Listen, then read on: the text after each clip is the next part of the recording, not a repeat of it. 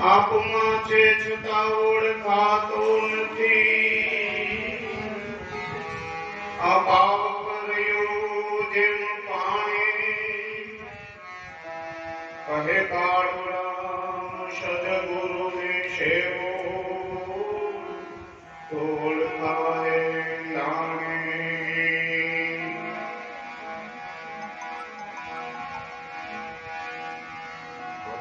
તો તેરા घट भीतर जो चकमक में याद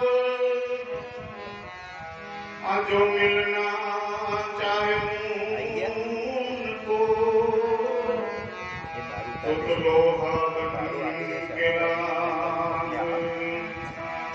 जो मिलना चाहे उनको तो लोहा बन गया.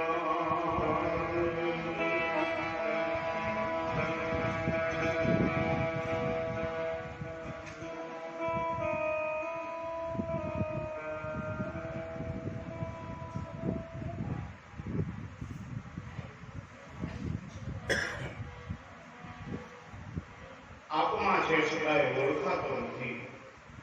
પાવક રહ્યો જેમ પાણે કહે કાળુરામ તમે સદગુરુને સેવો તો ઓળખાય જાય ઈશ્વર નામને એંધાણે. તો ઈશ્વર ઓળખાય જાય નામને એંધાણે. હરેક સંતો મહાપુરુષો નું કહેવું એવું છે કે આત્મા એ જ પરમાત્મા છે અને ઈશ્વર તમારા ઘટમાં બેઠો છે. ઈશ્વર ક્યાં છે? કે તમારા ઘટ ભીતર બેઠો છે. પણ છતાંય આ જીવની દોડ ક્યાં છે? બહાર ગોતી રહ્યો છે.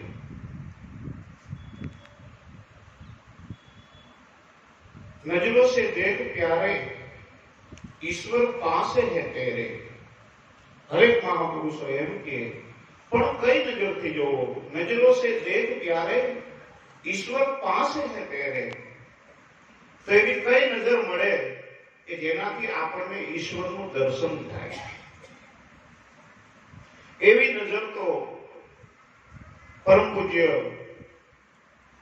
સમર્થ સદગુરુદેવ સત હરિરામ બાપા જેવા કોઈ મહાપુરુષો ભેટે તો આપણને નજર આપે કે હવે આ નજરેથી તું ઈશ્વરને જો. હવે તારે ઈશ્વરને ગોતવા માટે આ બહારની નજરની જરૂર નથી. જરાક અંતરદ્રષ્ટિ કરીને જો. તો પૂજ્ય બાપાએ આપણને ઈશ્વર જોવા માટેની દ્રષ્ટિ આપી કે હવે દ્રષ્ટિ તારે ક્યાં કરવાની છે? તો કે અંતરદ્રષ્ટિ કરીશ અને કદાચ તારી બાહ્ય દ્રષ્ટિ પણ ખુલશે ને તો તને ઈ જ ઈશ્વર દેખાય. અંદર પણ એ દેખાય અને બહાર પણ તને એ દેખાય. પણ આ દ્રષ્ટિ મેળવવા માટે આપણે સૌની પ્રથમ સદગુરુ સંતના શરણે જવું પડે. જ્યાં સુધી સદગુરુ સંતના શરણે ન જાય ત્યાં સુધી આપણને દ્રષ્ટિ મળતી નથી. કારણ જ્યારે મહાભારતનું યુદ્ધ થયું અને મહાભારતના યુદ્ધની અંદર કૃષ્ણ પરમાત્માએ વિરાટ સ્વરૂપનું અર્જુનને દર્શન કરાવ્યું તો ત્યારે એ મહાભારતના કુરુક્ષેત્રના મેદાનની અંદર કૃષ્ણ અને અર્જુન બે જ નહોતા, ઘણા બધા હતા. પણ દર્શન માત્ર કોને થયું? અર્જુનને એકને જ થયું. કેમ અર્જુનને એકને જ થયું? બીજા ઘણા હતા. ભીષ્મ પિતામહ જેવા હતા, યુધિષ્ઠિર જેવા હતા, ગુરુ દ્રોણ જેવા હતા, દુર્યોધન જેવા હતા. પણ છતાંય આ વિરાટ સ્વરૂપનું દર્શન માત્ર કોને થયું? અર્જુનને. શા માટે? કે એમને એ નજર મળેલી હતી. તો આ વિરાટ સ્વરૂપનું દર્શન કરવા માટે સંતોને શરણે જઈ અને આ દ્રષ્ટિને આપણે પ્રાપ્ત કરવી પડે. અને આ દ્રષ્ટિ જ્યાં સુધી પ્રાપ્ત ન થાય ત્યાં સુધી આપણને ઈશ્વરની ઝાંખી થતી નથી. કારણ કે સંતની ચટકી લાગ્યા વિના કોઈને રીજો નથી કીર્તા. જો ઈયળની ભમરી બને તો હે નર તને કેટલી વાર. કારણ કે સંત મહાપુરુષ પાસે જાતા જ આપણને આ દ્રષ્ટિ મળે છે. અને હરેક મહાપુરુષો જેટલા પણ થયા આ જગતની અંદર, જેના આપણે નામ લઈએ છીએ, જેના દેવળો ઉપર ધ્વજાઓ ફરકે છે, એ હરેક મહાપુરુષોએ સંત શરણે ગયા અને ગુરુ પાસે જઈ અને આ દ્રષ્ટિ મેળવી.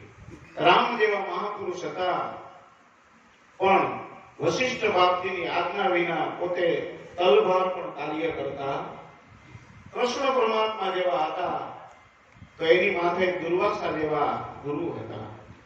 રામદેવપીર જેવા મહાપુરુષ હતા, છતાં એની માથે બાબા બાળનાથ જેવા મહાપુરુષ ગુરુ હતા. હરિરામ બાપા જેવા સમર્થ સદગુરુ આપણે હતા, પણ એની માથે છગનરામ બાપા જેવા મહાપુરુષ હતા. કારણ કે આ ભવસાગર કરવા માટે, ઈશ્વરનું દર્શન કરવા માટે, મોક્ષની પ્રાપ્તિ કરવા માટે ગુરુ વગર આ વસ્તુ શક્ય છે. એક દી હું આવી વાત કરતો હતો એક જગ્યાએ સત્સંગનો પ્રોગ્રામ, એટલે હું ગુરુ ઉપર બહુ વિશેષ ભાર મૂકતો હતો. એમાં એક ભાઈ એક સ્વાધ્યાય પરિવારના હતા, એટલે મને એને કીધું કે ઈશ્વર તો ભાઈ સર્વવ્યાપક છે, ગુરુની શું જરૂર? ઈશ્વર તો સર્વવ્યાપક છે, એમાં ગુરુની કઈ જરૂર પડે? હવે ગુરુની જરૂર ન પડે એ ભાઈ મને એવું કીધું, એટલે આપણે તો હાથની પેઢીની ગાય કહેવાય. કારણ કે રામે ગુરુ કર્યા, કૃષ્ણએ ગુરુ કર્યા, આ હરેક જેટલા મહાપુરુષો સિદ્ધ થયા એ બધાએ ગુરુ કર્યા. પણ ત્યાં તો હું એને કઈ ન કહી શીખો. પણ વાત પૂરી થઈને થોડીક વાર પછી અમે બે જાતા હતા, અને ત્યાં તો હું આવી કઈ સાધન સામગ્રી કાંઈ નહીં, સાયકલ હતી. એટલે મેં કીધું ભાઈ તું જાસ તો મને લેતો જા ને. મને કે લેતો જાવ, પણ વાંગલા ટાયરમાં છે ને હવા ઓછી છે. આગળ કે પંચરની દુકાન વાળો આવે ને હવા પૂરે પછી આપણે બે. મને મોકો મળી ગયો. મેં કીધું હવાઈ સર્વવ્યાપક છે, તારે પંપની શું જરૂર? હવાઈ સર્વવ્યાપક છે, તારે પંપની શું જરૂર? પૂરી લે ને. તો કે પંપ વગર ન પુરાય. મેં કીધું એમ ઈશ્વરે ભલે ને સર્વવ્યાપક રહ્યો, પણ ગુરુ વગર ઈ ગાગર ને ઈ સાગર ને આ ગાગરમાં કોઈ પૂરી નથી એવી કોઈની કેપેસિટી નથી. ઈશ્વર ભલે સર્વવ્યાપક રહ્યો, પણ જ્યાં લગી ગુરુ ન મળે ત્યાં લગીની દ્રષ્ટિ મળતી નથી. કારણ કે ગુરુ વગર આપણે કોઈ દિવસ ભ્રમણા ન ભાંગે. અને મોટામાં મોટી ભ્રમણા શું થઈ ગઈ છે? આપણે જે સાચું છે એને ખોટું માનીએ છીએ, અને જે ખોટું છે એને આપણે સાચું માનીએ છીએ. તો સાચું શું છે? તો સદગુરુ પરમાત્માએ આમે બેહાડીને આપણને કીધું કે તું શુદ્ધ બુદ્ધ ચૈતન્ય આત્મા છો. તું ત્રણ કાળમાં પણ દેહ નથી, છતાંય આપણે આપણી જાતને દેહ માનીને બેઠા કે મારું નામ આ, મારી જ્ઞાતિ આ, હું આનો દીકરો, હું આનો બાપ, હું આટલો અમીર છું, હું આટલો ગરીબ છું. આ બધી ભ્રમણાઓની અંદર જીવ પડી ગયો. જો જીવ જાગી જાય અને એની ભ્રમણા ભાંગી જાય તો એને ખબર પડી જાય કે ઓહો મારું સ્વરૂપ તો કઈક બીજું છે.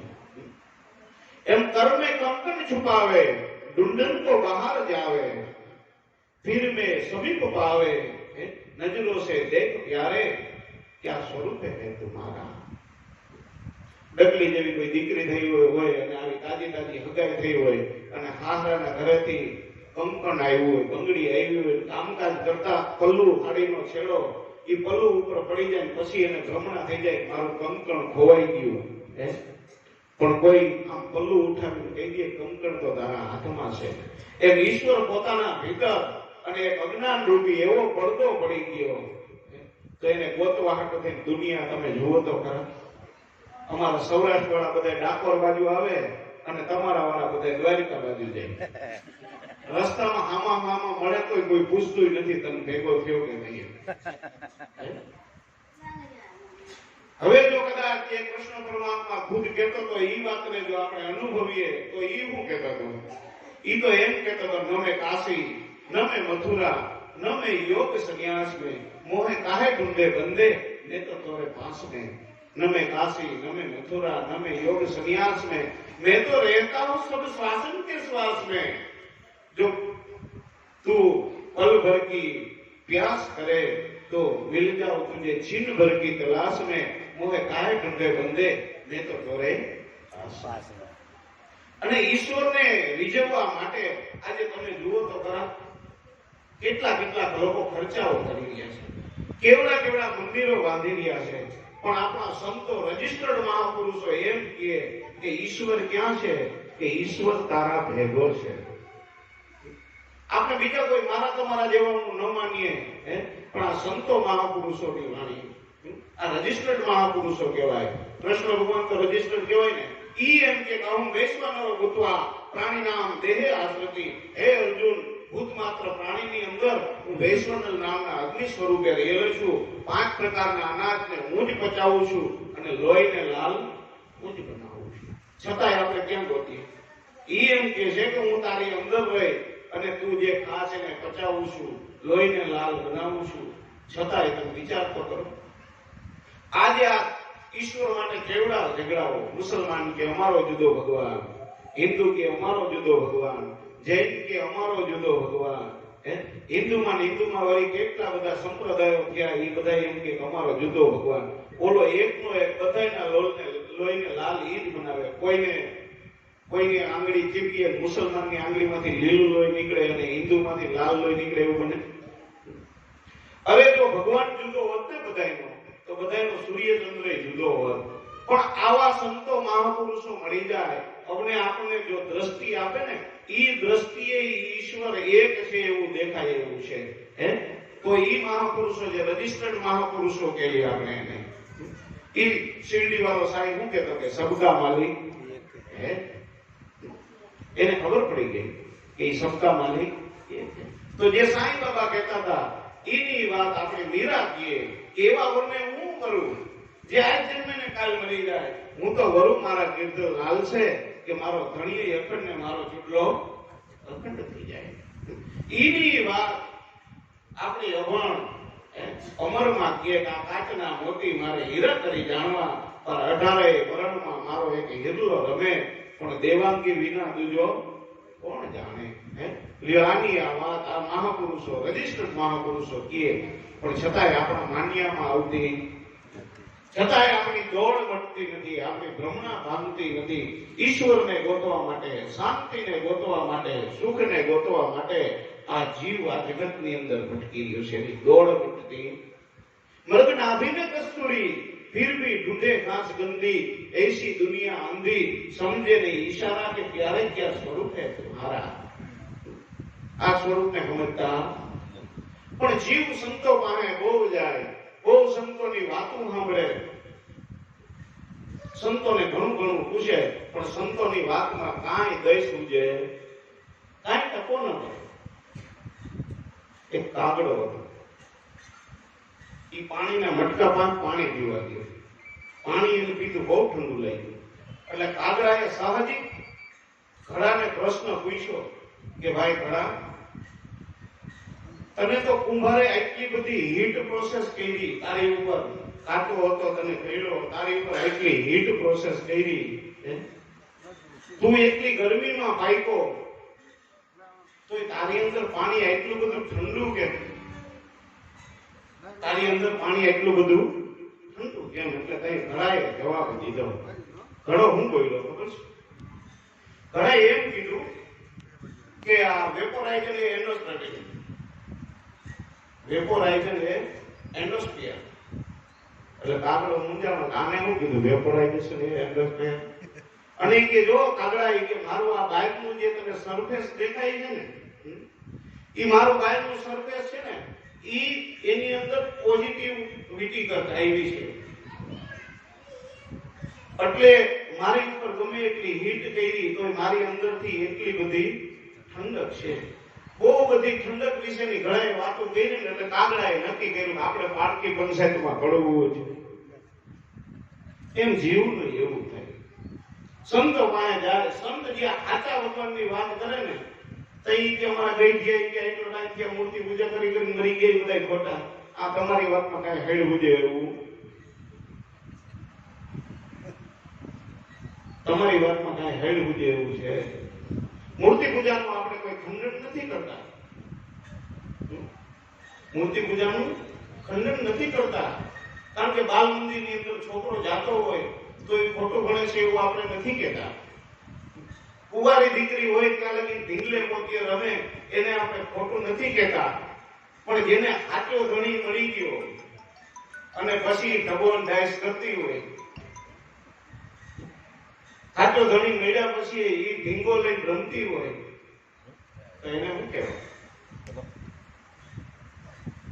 એટલે વિવેકાનંદે એમ કીધું કે મૂર્તિ પૂજા કરે છે એનો તો વાંધો નહીં, પણ જેને સંતો મળ્યા અને આ સમજણ મળી તોય જેને સાચા પોતાના ધણીની અંદર વિશ્વાસ કે ભરોસો ન બેઠો એને અમે મૂંડ કહીએ છીએ. અને ગુરુ મળ્યા પછી ઉગ્રા કે નુગરાનો ભેદ ગુરુ મળ્યા પછી થાય. ગુરુ મળ્યા પછી જો ગુરુએ આવો ઈશ્વર ઓળખાયો, ધણી ઓળખાયો, પરમાત્મા ઓળખાયો, એનો ગણ ન લાગે ને, ઈ નુગરા છે. નુગરા બિચારા જેને ગુરુ નથી મળ્યા એ નુગરા નથી. પણ ગુરુ મળ્યા અને આવો સાચો બોલતો, ચાલતો, હરતો, ફરતો, ખાતો, પીતો આવો ચૈતન્ય ઈશ્વર બતાવ્યો કે તારા દેહ દેવળની અંદર આ જે દેવ બિરાજી ગયો છે, આને જરાક જો. તો સંતો આ વાત સમજાવવા માટે કોશિશ કરે છે કે હું કામે ભ્રમણામાં જીવ ભટકે છે. ઓળખાવી દીધા પછી તારે ક્યાં થોડા કરવાની જરૂર છે, બહાર ગોતવાની ક્યાં જરૂર છે? હવે તો તારો ઈશ્વર મન હી દેવતા, મન હી ઈશ્વર, મન સે નહીં દૂજા કોઈ, પણ તેરા મન દર્પણ કહેલાય. એટલે તમારું મન કરી લ્યો મુખડું અને દિલ કરી લ્યો દર્પણ, એમાં સ્વરૂપ જોઈ લ્યો તમે તમારું. સદગુરુએ જે આપણને અરીસો આપ્યો છે તો એ અરીસાની અંદર દરરોજ જોવું, અરીસાની અંદર દરરોજ જોવું. કારણ કે જેની સગાઈ થાય ને ભાઈ ઈશ્વર આયરે, સામાન્ય એક દીકરીની સગાઈ થાય તો એને હારાના ઘરમાંથી વાર તહેવારે પ્રસંગો માટે બધી જ નાની મોટી ગિફ્ટ આવવા માંડે. સગાઈ ત્યાં ભેગો એમાંય નો ફોન આવે, એમાંય ને કેવો હોય, પછી એમાં નો જાણે એપલ નો જોતો હોય. તું મોટા કયો આવ્યો નહીં? મારા દીકરા ભજન કયું કઈ? પેલું ભજન કયું કઈ? એકલા જ આવ્યા, એકલા જ જવાના, પણ આપણે બે સાથે રહેવાના.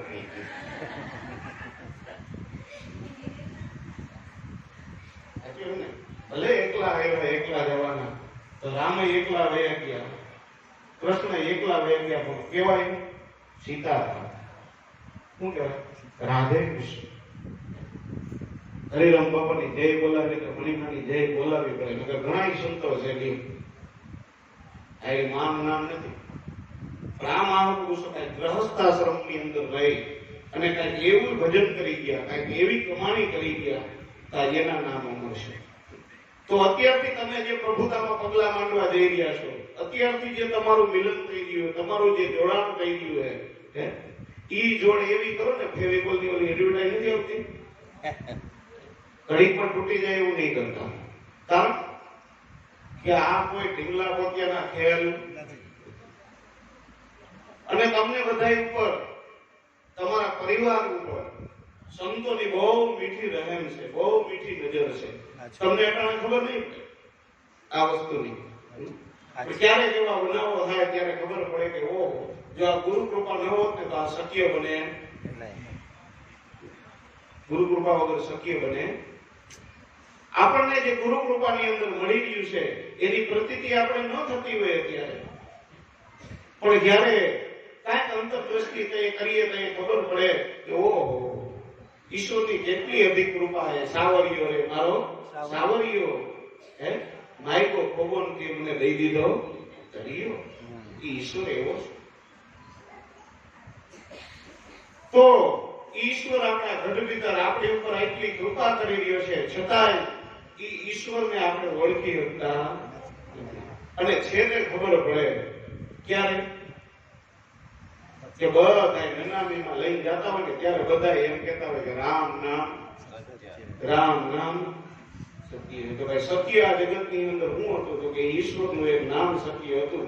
આ કાયાને જે આપણે સત્ય માનતા હતા એ તો એમની નવી પડી રહી. अखंड साहेब जी को नाम है और सब खंड है, खंडित मेर सुमेर खंडित सब ब्रह्मांड है, तू करता नहीं क्यों ये अखंड का ध्यान, ईज माया केरो બધો ભંગ છે. તો એ અખંડ હોય તો કઈ છે તો એ ઈશ્વરનું નામ છે. હવે આ નામ ગુરુએ આપણે ઓળખાવ્યું. એ નામ ગુરુએ આપણને નક્કી કરાવી દીધું કે હવે તું આ નામને નક્કી કરી લે. આ કાદેહનું નામ ખોટું છે. એટલે બાપા જેવા મહાપુરુષો એમ કહેતા ભાઈ હું ખોટો. બાપા હું કહેતા હું ખોટો અને તુંય ખોટો, પણ તને ઓળખાયું ને ઈ સાચું છે. એમાં ભરોસો કરજે. બાકી એકથી હું નથી રહેવાનો અને એકથી તુંય નથી રહેવાનો. પણ આવડું આ તો જે દિવસનું સૃષ્ટિનું સર્જન થયું છે અને પાછો પ્રલય થઈ જાય તો ઈવડું ઈ તો રહેવાનું ને રહેવાનું છે. તો આવું તમારું અખંડ સ્વરૂપ છે.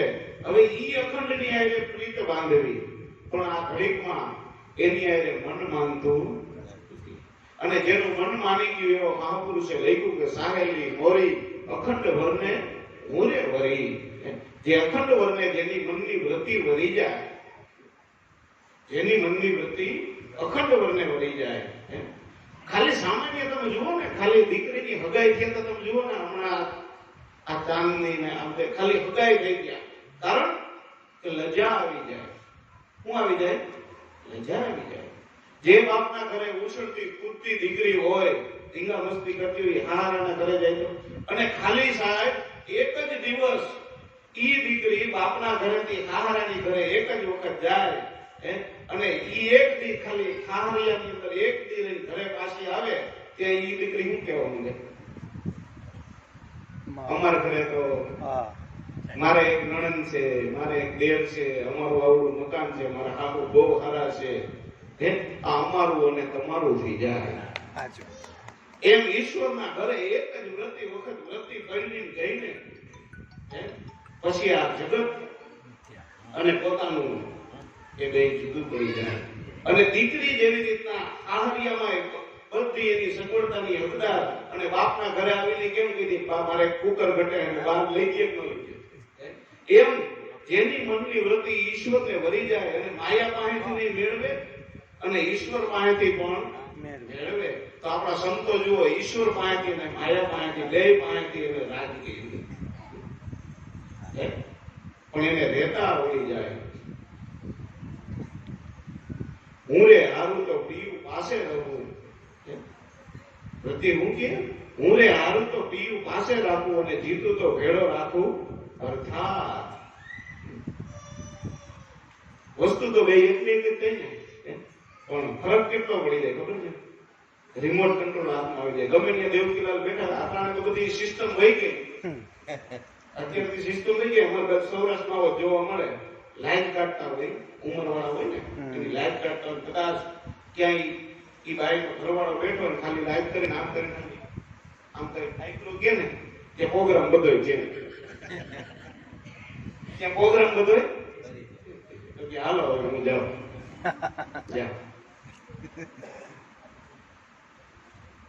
મજા હતી. આવો સ્વયં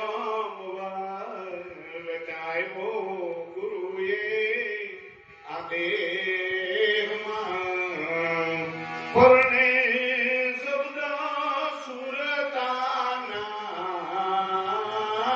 મર જેવા હશે વિવાને માણસે. પણ કોણ માણે? એમ કે જેને લક્ષ્ય મળ્યા લગાર સ્વયં સદગુરુજીના આદેશમાં, કે જેને લક્ષ્ય મળી ગયું, નિશાન મળી ગયું. તો સદગુરુ પરમાત્માએ આપણે લક્ષ્ય બતાવ્યું, નિશાન બતાવ્યું કે ભાઈ તારે હવે ક્યાં નિશાન ધ્યાન રાખવાનું છે.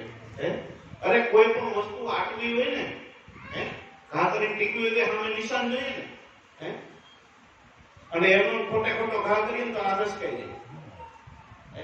વાંદરો અહીંયા ન હોય ને ગોપીને પાણો ચડાવીને તમે ઘા કરી લો, વાંદરો હોય ને પછી ઘા કરો, બે માં ફરક કે નહીં? એમ મહિમા ગાવે રામ રહીમ નો, પણ નિશાન વિનાનો ઘા હું કામનો?